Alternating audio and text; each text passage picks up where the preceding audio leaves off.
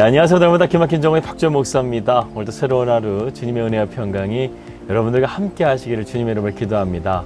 오늘도 좀 좋은 장소에서 여러분들과 함께 인사드리려고 했는데 오늘 이곳 뉴질랜드 날씨는 바람이 상당히 많이 불기 때문에 그래서 오늘도 이곳에서 촬영을 하게 되었습니다. 앞으로 좀 좋은 풍경 가운데서 여러분들 인사드리도록 하겠습니다. 하나님 앞에 홀로 있는 시간을 우리는 가져야 될 때가 있습니다. 고독은 하나님의 은혜의 시간이죠. 홀로 있음을 우리는 두려워해서는 안 됩니다. 토저는 큰 독수리는 홀로 날아간다. 큰 사자는 홀로 사냥한다. 위대한 사람들은 홀로 간다. 이렇게 말을 했습니다. 하나님은 오늘도 우리와 함께 하시면서 홀로 있음을 즐거워하는 사람을 찾고 계십니다. 저와 여러분이 그러한 주님의 동반자가 되셔서 하나님의 나라와 하나님의 뜻을 이루어갈 수 있는 우리 날마다 기막힌 정오 식구들 되시기를 주님의 이름으로 기도합니다. 2021년 12월 16일 날마다 기막힌 정오 시작합니다.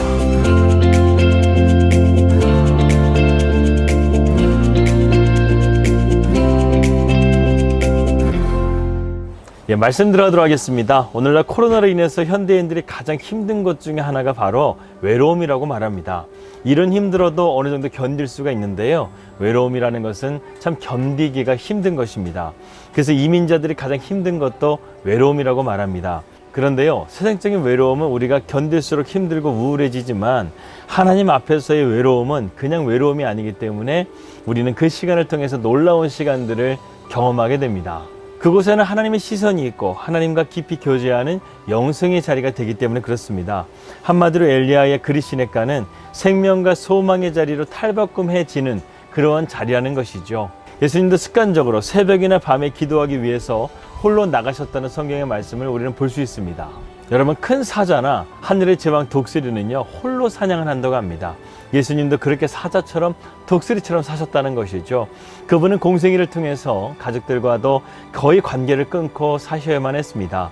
그리고 가족들 또한 예수님을 이해하지를 못했죠. 오늘 우리가 함께 살펴보고 있는 엘리야도 마찬가지였습니다. 이제 하나님께서는 6개월 동안 엘리야에게 그리시네가에서 홀로 있게 하셨죠. 그리고 이제 하나님께서 말씀하십니다. 엘리야는 나름 하나님께서 말씀하시게 되면 이제 하나님께서 다시금 쓰실 것이라는 그러한 기대감을 가지고 있었을 것입니다. 그런데 그의 예상과는 전혀 다른 하나님의 대답이 그에게 들려지게 됩니다. 9절입니다. 너는 일어나 시돈에 속한 사르밧으로 가서 거기 머물라. 내가 그거 과부에게 명령하여 내게 음식을 주게 하였느니라. 이렇게 말씀하셨다는 것입니다. 엘리야는 이 시간 속에서 귀한 것을 배우게 되죠. 하나님의 말씀에 순종하게 되면, 믿음의 자리에 있게 되면 하나님이 책임져 주신다는 것을 깨닫게 됩니다. 저희가 이곳 새장마을로 지난 토요일날 이사를 했는데요. 이사를 하면서 하나님께 감사한 것이 하나 있었습니다. 처음 이사를 올 때는 저희가 여행용 가방 6개를 가지고 이곳 뉴질랜드에 왔는데 2년이 지나고 보니까요, 하나님께서 저희에게 부어주신 은혜가 너무나 많았다는 것을 깨달았는데, 그것이 무엇이냐면 2년이라는 시간 동안 이 늘어난 짐을 통해서 하나님의 은혜를 깨달았다는 것이죠. 주님은 정말 2년이라는 시간 동안 우리를 책임져 주실 뿐만 아니라 우리에게 넘치는 은혜를 부어주셨다는 것입니다. 엘리야도 마찬가지로 이런 하나님의 은혜 가운데 공급함을 받으면서 하나님을 더욱더 신뢰하는 자리로 나가고 있었다는 것이죠. 그런데 뜻밖에도 하나님께서 가라 하신 곳이 바로 시돈 땅이었습니다. 여러분, 시돈 땅은요 바알과 아세라 신의 중심지였습니다. 시돈 땅은 이세벨 여왕의 고향이기도 하죠. 그것은 바벨론 신앙의 본산지이기도 했습니다. 하나님은 도대체 어떠한 계획을 가지고 계시길래 나로 하여금 바알 신의 본산지인 이 시돈 땅으로 가게 하는가? 이 엘리야는 아마도 의문이 들었을 것입니다. 하지만 엘리야는 그 길이 알 수는 없지만 하나님을 신뢰하면서 믿음으로 그 길을 걸어갔다는 것이죠. 이제 6개월이 지나면 모든 것이 끝나고 하나님께서 다시금 자신에게 새로운 비전과 새로운 소명을 주실 것이라고 생각했어요. 그런데 그렇지 않았다는 것이죠. 저희도 이거 뉴질랜드에 와서요, 처음 1년 동안은 그래, 우리가 아직 부족하기 때문에 하나님 앞에 연단 받아야지, 훈련 받아야지, 이렇게 생각하면서요 조급한 마음이 전혀 들지가 않았어요. 그런데 2년차가 채워져 가고 있을 때 제 마음 가운데 조급한 마음이 들더라는 거예요. 새 장막도 구해지지가 않고 앞으로의 미래도 보이지가 않으니까요, 정말 불안하고 염려 때문에 잠도 제대로 못 이루는 그러한 나를 보내기가 일쑤였습니다. 하지만 그 순간 하나님께서는 저를 꽉 붙들어 주셨어요. 이것은 정말 말로 표현할 수 없는 하나님의 붙드심입니다. 주님의 손이 나를 붙드시는데요, 내 안에 그러한 근심과 걱정이 사라지고 참된 평안이 찾아오더라는 것입니다. 현실의 문제는 하나도 나아진 것이 없어요. 하나도 개선된 것이 없어요. 하지만 주님을 믿으니까, 주님을 신뢰하니까 더욱더 주님께 집중하게 되고 마귀가 주는 그러한 잘못된 생각들을 능히 물리칠 수가 있었다는 것입니다. 사실 엘리야가 그리시네가에서 떠나게 될 때에 그리시네가는 이미 말라버린 상황이었습니다. 하나님은 그때의 엘리야를 또 다른 길로 인도하신 것이죠. 이 시내가가 마르니까 또 다른 길을 하나님께서는 인도해 주시는데 그 길이 엘리야의 뜻과는 달랐지만 하나님의 뜻 가운데서 엘리야로 하여금 인도하심을 받았다는 것이죠.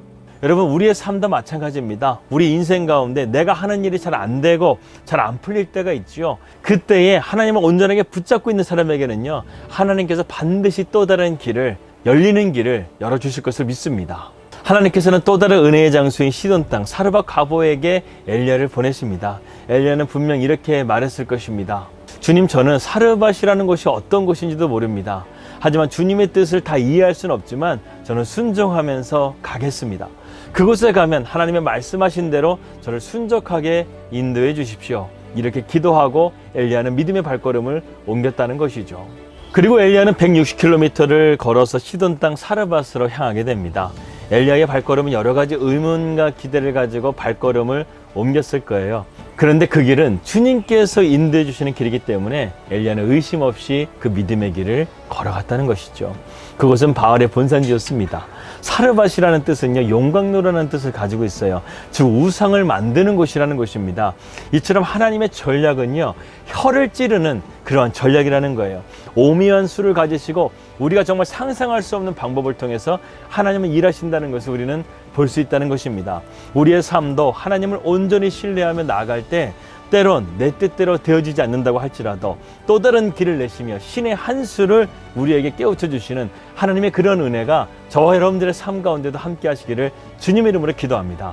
기도하겠습니다. 하나님 감사합니다. 오늘도 우리의 삶 가운데 신의 한 수를 통해서 우리의 길을 새롭게 열어가시는 주님의 은혜를 우리가 기대하며 나아갑니다. 주님, 때로는 내 뜻대로 되지 않는다고 할지라도 내가 원하는 계획대로 일이 풀리지 않는다 할지라도 낙심하지 말게 하시고 오히려 그럴 때일수록 하나님을 담대하게 붙잡고 믿음으로 나아갈 때 하나님께서 우리에게 놀라운 길을 예비하고 계신 것을 우리의 영적인 눈으로 볼 수 있도록 인도하여 주시옵소서. 예수님의 이름으로 기도했습니다. 아멘. 아무리 우리 앞에 장애물이 있다 할지라도 하나님께서는 능히 그 길을 열어가실 수가 있습니다. 그 전능하신 하나님과 오늘도 동행하시는 복된 하루 되시기를 바라겠습니다. 평안한 하루 되시고요. 저는 내일 뵙도록 하겠습니다. 우리 믿음으로 승리합시다. 할렐루야.